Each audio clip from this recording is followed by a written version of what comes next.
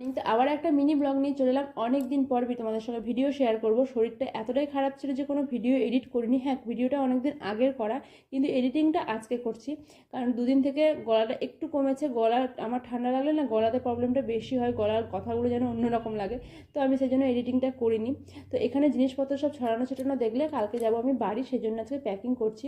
কদিন থেকে শরীরটা ভালো নেই, মাও এসেছিলো আমার কাছে, তো দেখলাম বাড়ি যাব, তো প্যাকিংটা প্যাকিং করছিলাম।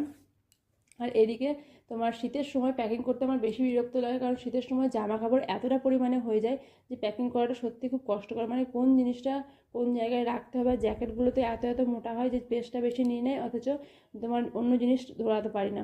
তো সেই জন্য একটু সময় লেগেই যায় আমার। তো আমি এখানে সব কিছু বিছানার মধ্যে নিয়ে রাখি কেন জানো তো, সব কিছু গোছাতে আমার সুবিধা হয়। যে যেটা মানে আমার বরের যেটা লাগে বা আমার যেটা লাগবে মনে হয়, এবং সে অফিস থেকে এসে আমাকে দিয়েও দেয়।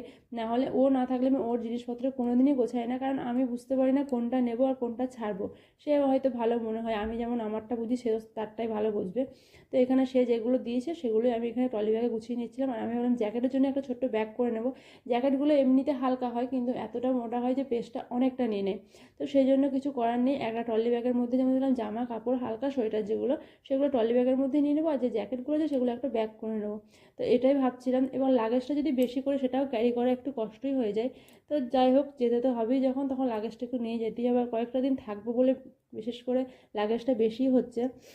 আর সামনে আছে নবান্ন উৎসব, তো সেটা আমি ভাবলাম কাটিয়ে আসবো। আগের বছর আমি যেতে পারিনি। আর শ্বশুরবাড়িতে আমার নবান্ন উৎসব নেই, বাপের বাড়িতে মানে আছে, সেটাতে আমি দেখলাম যে যাওয়াটা মানে খুব ভালো লাগে, সবাই আসে, দেখা হয়, এই জিনিসটা খুব ভালো লাগে গ্রামে নবান্ন উৎসবটা। আর আমাদের যেহেতু মানে বাড়ির পুজো, মানে বাপের বাড়ির পুজো, তো সেটা আমার খুব ভালো লাগে। তো তোমাদের কাদের কাদের বাড়িতে নবান্ন উৎসব আছে অবশ্যই কমেন্ট করে জানিও।